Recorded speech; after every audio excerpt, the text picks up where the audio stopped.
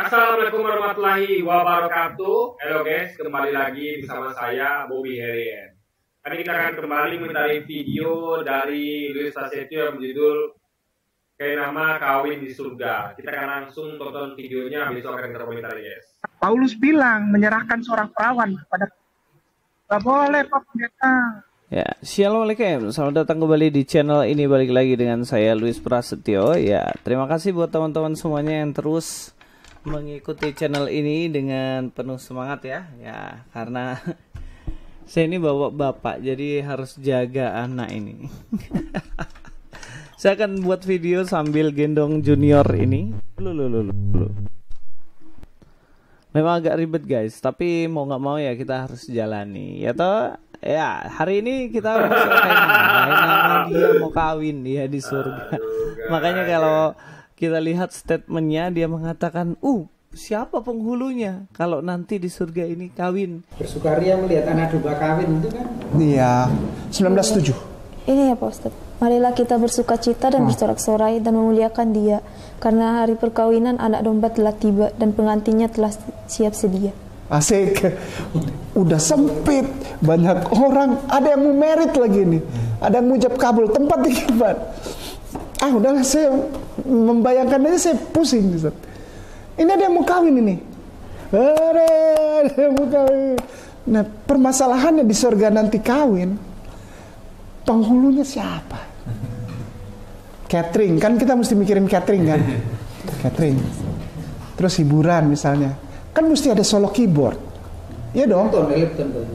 Wah iya dong. Paling nggak lagunya kan apa?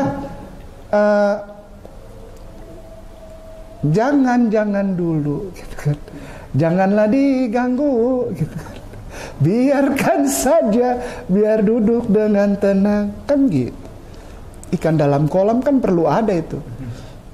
2 Korintus 11 nomor 14. Paulus ini. Silakan Bung Ade.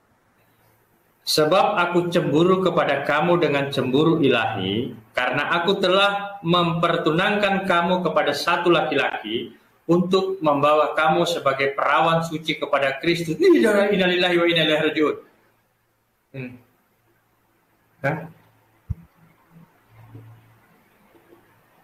Pak Pendeta yang pancing kayak nama buka. Ya. Paulus bilang menyerahkan seorang perawan kepada gak boleh Pak Pendeta. Ntar saya mau komentar dulu guys, gini ya, saya tanya pada Luis, ngapain dia nikah gitu kan, kalau punya anak. Jadi nikah itu guys punya tujuan ya. Apa itu? Itu agar kita tuh bisa lengkap kehidupannya. Karena orang yang nggak nikah tuh hidupnya kurang lengkap. Dia tidak ada teman berbagi, tidak ada teman dalam suka dan duka. Maksud saya kalau dapatkan isi yang terbaik ya, bukan isi yang asal-asalan, bukan isi yang tidak setia dan suka macam-macam, tapi isi yang bisa jadi teman hidup yang baik gitu, yang setia, yang ya meskipun sedikit tidak ada masalah, nggak masalah, nggak terlalu masalah, yang penting dia setia dan tidak macam-macam gitu. Jadi bisa menjadi teman berbagi, karena hidup tuh gak enak sendiri guys, gak enak gitu kan. Kecuali kalau kamu memang tidak dapatkan jodoh yang tepat, itu sendiri pun ya mau bilang gimana, tapi lebih baik mereka kita dapat pasangan yang tidak setia dan suka macam-macam. Tapi kalau kita dapat pasangan yang bagus, yang terbaik, itu lebih bagus dibanding kita sendiri gitu kan. Jadi adalah untuk teman gitu. Nah anak juga begitu, sesuatu yang bisa kita, ibaratnya kita tuh hidup tuh nggak bisa sendiri ya. Saya itu hidup bermasyarakat, gitu kan. Sunyi dunia ini kalau kita sendiri, gitu kan.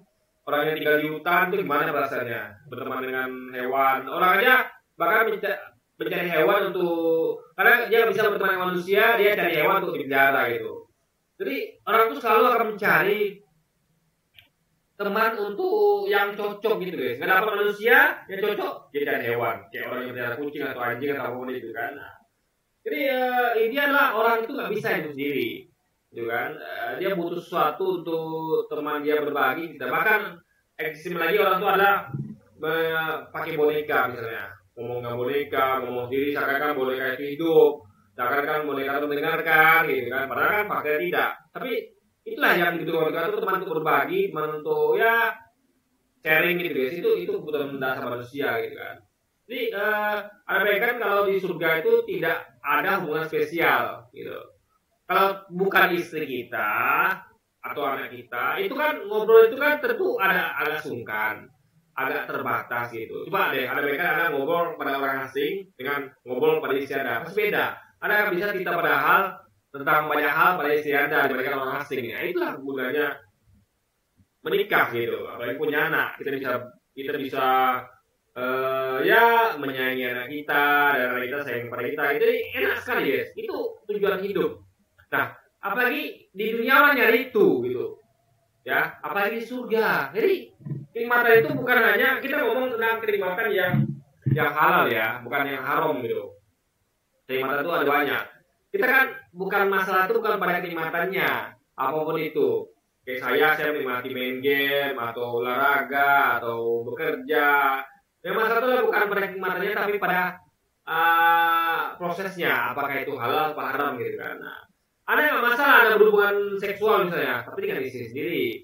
Jadi masalah bahkan kalau ada tidak perlu berhubungan, tapi berdua saja yang bukan muhrim itu sudah masalah ketika dilakukan dengan orang yang bukan muhrim. Nah, itu guys contohnya gitu. Jadi kita tuh orang tuh selalu mencari kenikmatan di dunia itu nggak masalah asal halal. Kenikmatan nomor satu guys ya. Dunia ini adalah semua itu adalah demi kenikmatan. Orang rela melakukan sesuatu. Jadi itu wajar asal dilakukan dengan cara yang halal dan tidak melanggar syariat. Nah, di surga apalagi gitu. Kita ke surga itu adalah pindah untuk ke tempat yang lebih baik. Ya, Anda mau nggak pindah ke tempat yang lebih buruk atau ya di bawah levelnya kan nggak mau. Kita misalnya rumah saya rumah begini nih, rumah kecil jelek misalnya kan, bukan jelek ya saya rumah saya sederhana gitu kan. Saya hanya mau pindah kalau rumahnya lebih bagus gitu. Rumahnya lebih bagus, misalnya ya bagus lah gitu guys, rumah besar atau bagus, nah nyaman gitu kan. Tapi kalau saya pindah ke rumah yang lebih jelek, yang ya bahkan rumahnya tuh nggak ada dinding, menatap doang, ya saya mana mau gitu kan, kecuali dipaksa. Jadi orang tuh logikanya akan ingin pindah ke tempat yang lebih bagus. Itu wajar, itu manusiawi gitu. Jadi surga itu adalah tempat pindah yang harusnya lebih baik. Kok tidak ngapain kita ke surga? Orang kalau lebih pilih di dunia gitu. Ya, rugi guys kita ke surga kalau tempat itu tidak lebih baik daripada dunia, itu logikanya. Sebagai Anda tuh mau pindah ke suatu tempat, tapi tempat itu tidak lebih baik dari tempat sebelumnya, Anda rugi. Apalagi kalau di bawah itu levelnya. Saya di sini udah enak nih, udah ada fasilitas misalnya, ya. Ada makanan enak, minuman enak, ada kendaraan, ada macam-macam lah gitu kan. Sebenarnya saya pindah ke tempat yang ada hutan, cari makan susah, harus berburu dulu. Gak ada kendaraan, jalan kaki mana, banyak dusuri dan segala macam. Kita mau nggak? Nggak mau guys. Mending di sini gitu kan. Jadi itulah logikanya kenapa surga itu seperti itu gitu kan harusnya. Boleh masuk perawan terus.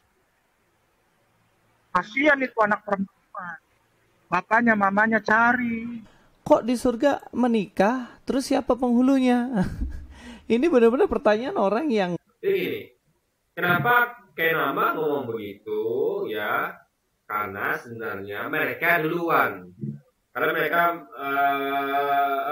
menderivasi sebutan dari di Al-Quran, menikah dengan bidadari. Mereka derivasi, mereka putarbalikkan. Bukan itu masalahnya guys ya.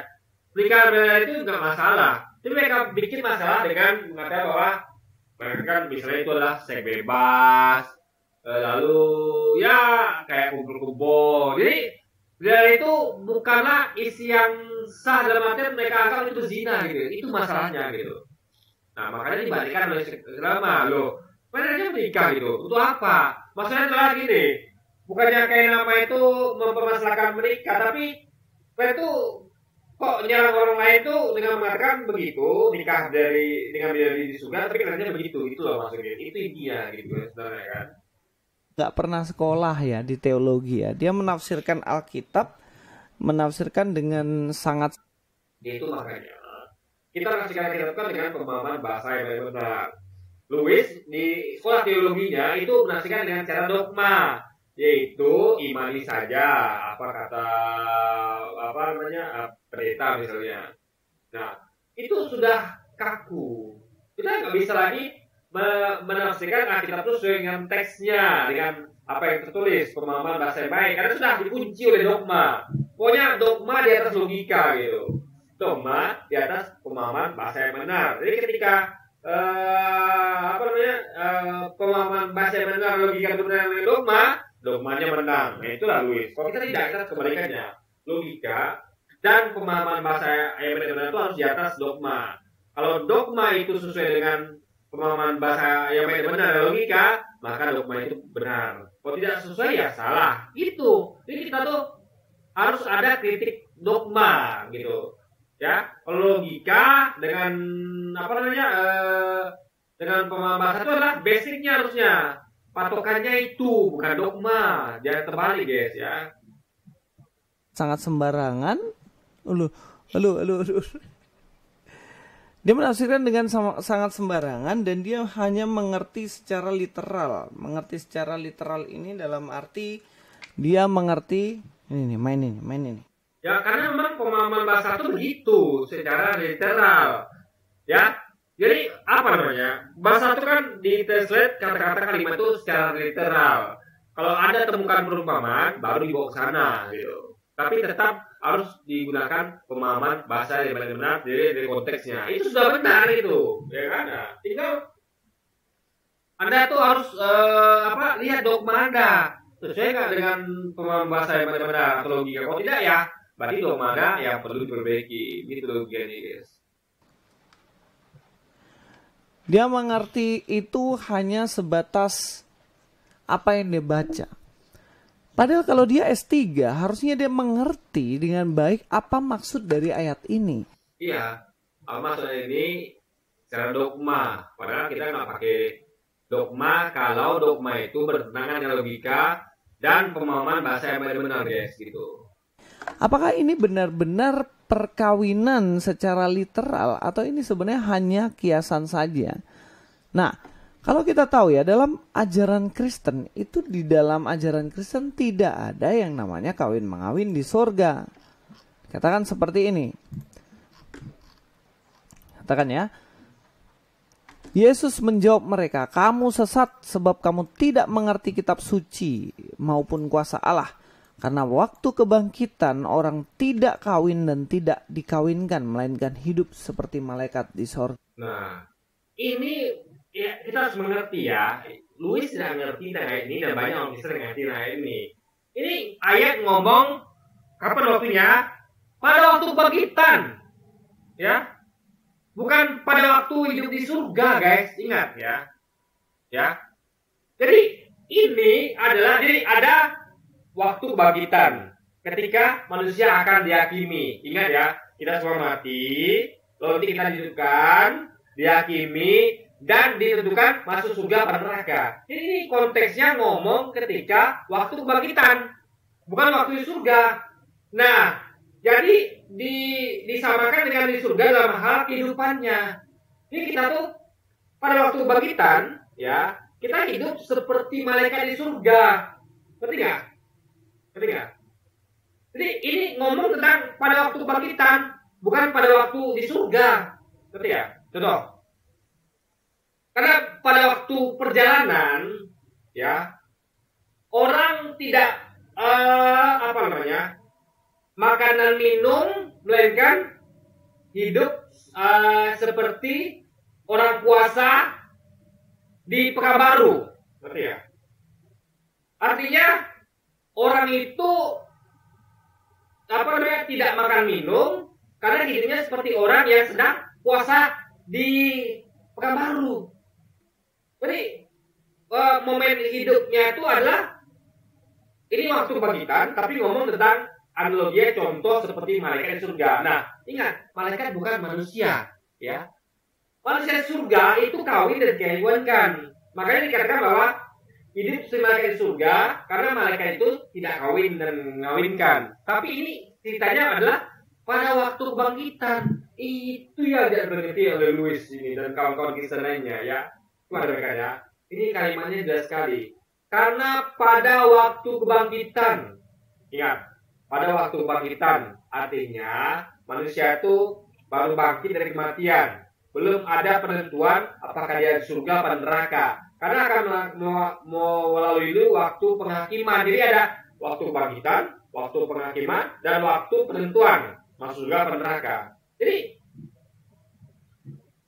waktu kita bangkit nanti itu kehidupan pada waktu kita baru bangkit itu seperti apa gitu. Ya, kita tidak kawin dan mengawinkan kenapa? Karena kita tuh masih nunggu penghakiman. Orang yang lagi nunggu penghakiman belum jelas masuk surga atau neraka. Kalau mau kawin, nggak mungkin. Makanya hidupnya itu waktu kebangkitan itu seperti malaikat di surga. Karena belum waktunya untuk menikah, gitu loh. Ngerti nggak? Bagaimana pikirnya? Waktu nikah nanti, ketika ada ditukar masuk surga, baru nikah Anda gitu. Jadi hidup Anda tuh tidak seperti malaikat di surga. Kalau nanti sudah di surga, itu analogi kalau ada tuh waktu kebangkitan tuh hidupnya seperti malaikat di surga, bukan ada hidupnya di surga seperti itu. Ngerti nggak? Ini makanya saya katakan ya, orang-orang kayak lu sini tidak mengerti tentang pemahaman bahasa yang banyak benar, dan banyak orang Kristen lainnya juga begitu. Paling kalimat yang simpel sekali kalau Anda artikan secara menggunakan pemahaman bahasa yang baik dan benar gitu ya. Jadi kita tuh sekali lagi saya ulang ya, kita tuh pada waktu kebangkitan, bukan pada waktu di surga, ingat. Jadi itu mirip seperti malaikat di surga yang tidak kawin pada waktu kebangkitan itu. Kita hidupnya seperti itu. Nanti di surga kita hidup seperti kita, yaitu pada malaikat tidak kawin, kita kawin kan? Nah itu poinnya guys. Dari sini aja udah jelas bahwa menunjukkan tidak ada kawin mengawin di sorga. Jadi bukan di surga, seperti malaikat di surga. Analogi guys, bukan kehidupan kita di surga, tapi seperti malaikat di surga. Bagaimana malaikat hidup? Kita hidup itu pada waktu kebangkitan, bukan pada waktu penentuan guys, gitu loh. Karena ada kebangkitan itu kan butuh proses. Ada penghakiman lagi. Nggak mungkin kebangkitan langsung masuk surga kan nggak mungkin. Ada penghakiman lagi. Makanya Yesus katakan bahwa ketika anak manusia bertahta di atas tahta kemuliaannya, kalian kedua suku Israel akan ikut menghakimi bersama anak manusia ini, yaitu Yesus, yaitu kedua suku Israel. Artinya akan ada hari penghakiman gitu, hari kebangkitan. Jadi ini harus dipahami ya, Sogi berpikirnya kan. kenapa bisa sampai dalam Alkitab yang lain, terutama dalam kitab Wahyu itu dikatakan ada perkawinan anak domba dan pengantinnya sudah tiba. Maksudnya apa? Ya kayak nama ini, kalau dia pintar, dia pasti tahu ini maksudnya apa. Sepanjang Alkitab, Tuhan itu menganalogikan hubungan antara jemaat dengan Allah itu dengan analogi perkawinan. Loh, emang boleh pakai itu? Iya. Sekarang hubungan yang melekat sekali, hubungan yang memiliki... Guys, kawinan itu setara, equal. Suami istri posisi setara, ya. Sama-sama punya hak dan kewajiban. Nah, ini nggak tepat dianalogikan kepada Tuhan. Tuhan itu tidak punya hak dan kewajiban. Kita punya hak dan kewajiban kepada Tuhan. Hak kita apa? Ya, janjinya, yaitu dapatkan surga, dapatkan rezeki. Hak kita. Kewajiban kita apa? Ya, menyembahnya, menaatinya gitu. Nah, Tuhan apakah sebaliknya? Tidak. Dia nggak punya hak dan kewajiban. Dia punya hak tapi nggak punya kewajiban, guys. Karena dia Tuhan gitu. Jadi hubungan kita dengan Tuhan itu kalau dianalogikan seperti suami istri itu atau perkawinan itu salah besar, nggak logis, guys, ya kan. Harus dikritik itu siapa yang menuliskan kesaksian atau ayat itu gitu kan. Karena kita ketahui Alkitab itu adalah nggak semuanya itu firman Tuhan. Karena kita yakini firman Tuhan itu hanya apa yang disampaikan oleh nabi-nabi yang official, yang memang betul-betul utusan Tuhan, seperti Yesus, Musa, lainnya itu tidak gitu guys. Nah, seperti Matius, Lukas kan itu bukan official, itu adalah unofficial alias bukan utusan Tuhan. Itu tidak kita dapat percaya kata-katanya, kecuali kalau dia mengutip kata-kata Yesus atau kata-kata nabi-nabi lainnya guys, yang official gitu kan. Kedekatannya begitu intim itu siapa? Ya suami istri. Sehingga anak domba yang adalah Kristus, kemudian dia menantikan perkawinan dengan pasangannya, yaitu jemaat, umatnya, orang Kristen.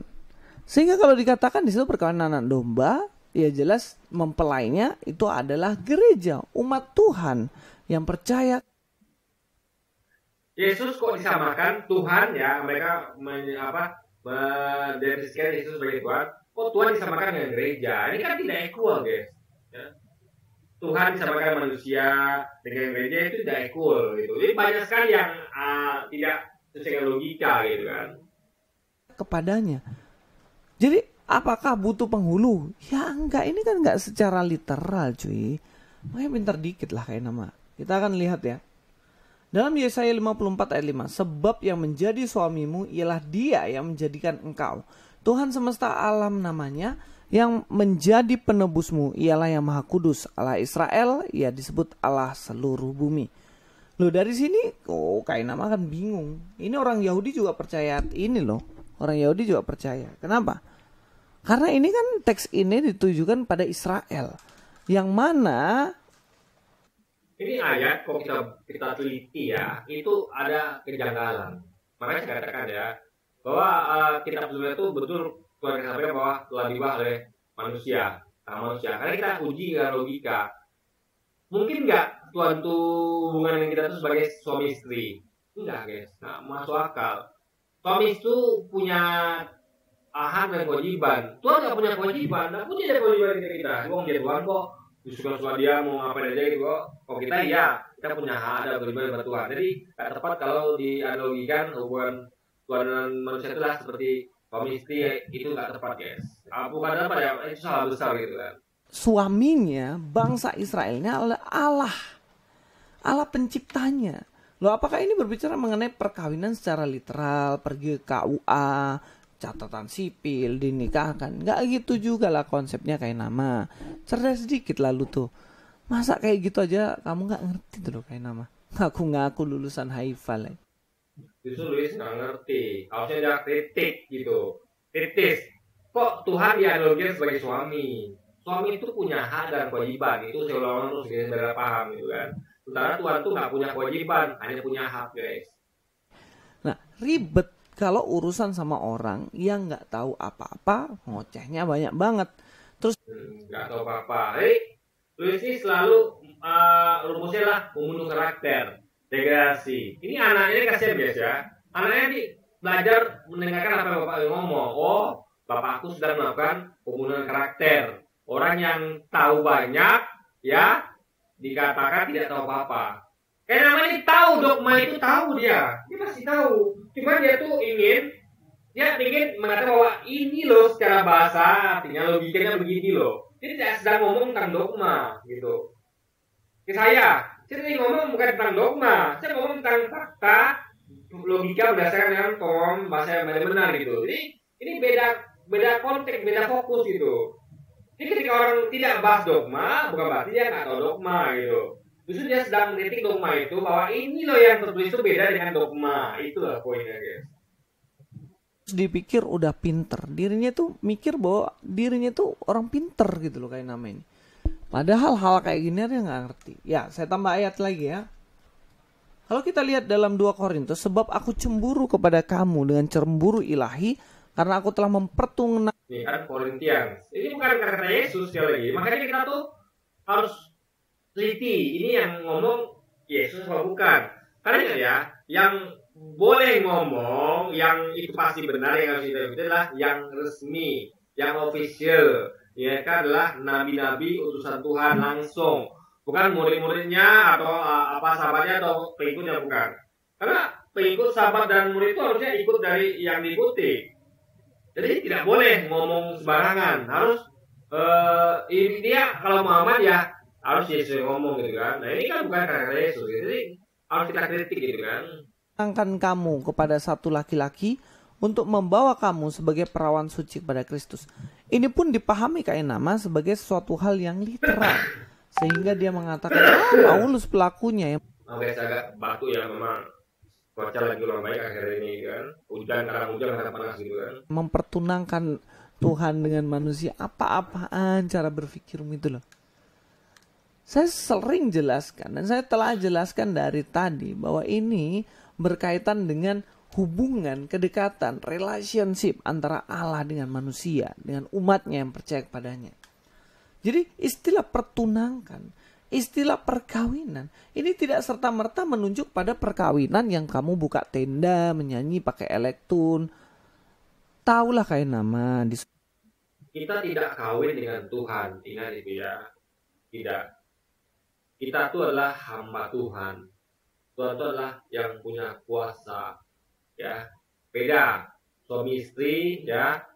Kuasa itu adalah bukan di tangan suami saja, tapi istri juga. Jadi istri adalah wakil, suami adalah yang pegang gali. Nah, Tuhan itu kan dengan kita bisa diwakili Tuhan, tidak bisa, guys. Ya.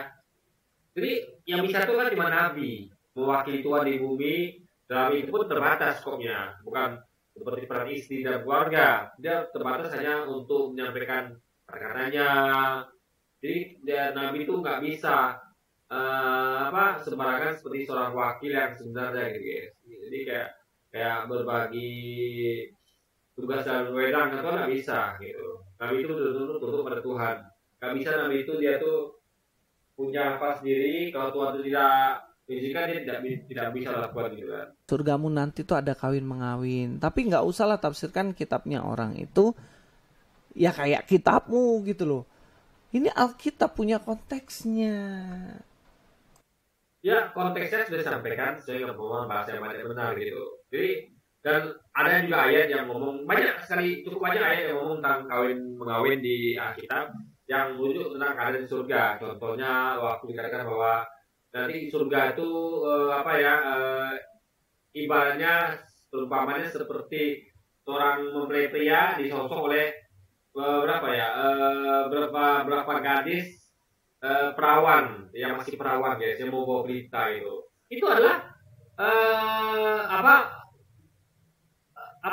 kegiatan menikah guys ya. Makanya seorang mempelai pria akan disosok oleh saya lupa jumlahnya beberapa itu guys ya, beberapa orang gadis yang masih perawan yang membawa berita guys. Jadi gini loh, tidak aneh ketika kita tuh nikah di surga, sama tidak anehnya ketika kita menikah di dunia. Orang nikah itu tidak aneh, yang aneh itu orang yang kumpul kebo ya, yang aneh itu ya orang yang kumpul kebo, yang seks bebas, yang bermaksiat itu aneh gitu, karena melanggar hukum Tuhan. Tapi kalau orang tidak melanggar itu tidak ada masalah, mau di surga, mau di dunia gitu. Dan ingat ya, dunia ini adalah indah karena adanya kenikmatan itu. Coba bayangkan ya, semua kenikmatan dicabut. Apa indah dunia coba? Orang tidak semangat hidup dunia.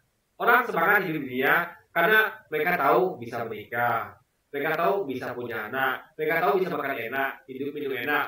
Kalau bayangkan ya, ada orang ya datang ke dunia, tapi dia itu tidak dapat harapan apa-apa. Dia tidak tahu dia tidak bakal dapat makan enak. Tidak tahu, dia itu juga tahu kalau dia itu juga tidak bakal dapat hidup enak, dapat kenikmatan, dia cuma hidup gitu aja. Mau nggak dia? Nggak mau. Ini kayak gimana orang itu yang hilang harapan, itulah, dan itu tidak mungkin.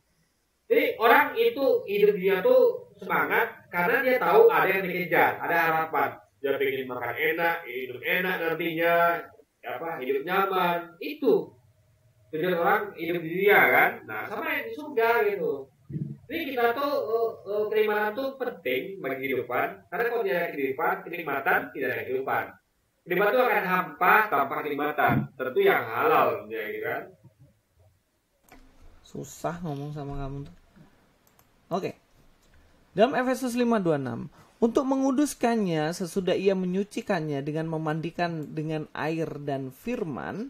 Dan kemudian dikatakan supaya dengan demikian ia menempatkan jemaat di hadapan dirinya dengan cemerlang tanpa cacat atau kerut atau yang serupa itu, tetapi supaya jemaat kudus dan tidak bercela. Dikatakan demikian juga suami harus mengasihi istrinya sama seperti tubuhnya sendiri. Siapa yang mengasihi istrinya mengasihi dirinya sendiri. Nah, Ini sebenarnya kalau kita lihat di ayat 25, hai suami kasihlah istrimu sebagaimana Kristus telah mengasihi jemaatnya. Ini sebagai analogi hubungan antara suami istri. Iya. Yesus bisa dianalogikan dengan suami pada jemaat. Tapi nggak bisa Tuhan, itu masalahnya gitu loh guys. Ini Yesus bukan Tuhan gitu loh. Ya. Sama kayak ini hubungan Nabi dengan jemaat. Nabi itu kan yang megang kuasa jemaat. Jemaat itu kan ngikutin Nabi. Sama kayak istri ngikutin suami gitu guys. Ngerti? Dan suami itu masih sama manusia gitu. Itu maksudnya. Jadi ini analogi ke Yesus bukan kepada Tuhan. Jadi Tuhan tuh nggak seperti itu. Yesus itu punya hak dan kewajiban. Dia punya hak kepada jemaatnya dan juga punya kewajiban. Dia harus membimbing jemaatnya kan. Harus itu. Karena dia diperintahkan oleh Tuhan. Tuhan tidak ada perintahkan, sehingga Tuhan tuh suka-suka dia mau bimbing jemaat kek, mau edukasi jemaat kek, tidak ada kepentingan bagi Tuhan, karena dia tuh tidak ada yang perintah. Yesus masih ada perintah, makanya Yesus tuh punya kepentingan, punya hak dan kewajiban. Itu beda dengan Tuhan guys. Yesus itu sama kita, masih punya ada kewajiban, dari suami juga punya hak kewajiban, tapi Tuhan tidak mungkin cocok diadukan dengan sebagai suami, karena Tuhan itu tidak punya kewajiban guys, hanya punya hak gitu kan. Kristus dan gerejanya. Aku heran juga ya sama itu loh pengikut-pengikutnya itu loh, kok ya pengikutnya itu senang, bangga, mau dibodohin gitu. Apa enggak rugi kalian ya percaya sama orang-orang model Kainama, Ipung Atri ya, yang penipu Alkitab, cari sendiri kebenaran firman Tuhan. Itu kan dicari sudah. Dicarinya dengan apa? Dengan sudah dapat, tadi kan dapat tuh kitabnya. Dapat ayatnya. Digunakan apa metodologinya? Ya saya sampaikan logika dan pemahaman bahasa yang benar gitu. Bukan dogma. Ingat sekali lagi ya, dogma itu posisinya harusnya di bawah logika dan pemahaman bahasa yang benar. Dogma apapun itu, mau dogma Islam, mau dogma Hindu, mau apapun itu, Kristen, tapi tetap harus di bawah logika dan pemahaman bahasa yang baik dan benar. Ketika bertanya dengan logika, berarti dogma itu salah. Tapi kalau sesuai dengan logika, berarti dogma itu benar. Gitu logika guys. Oke, ini mungkin sekian dulu aja video kita hari ini dan sampai jumpa lagi di video-video saja. Wassalamualaikum warahmatullahi wabarakatuh guys.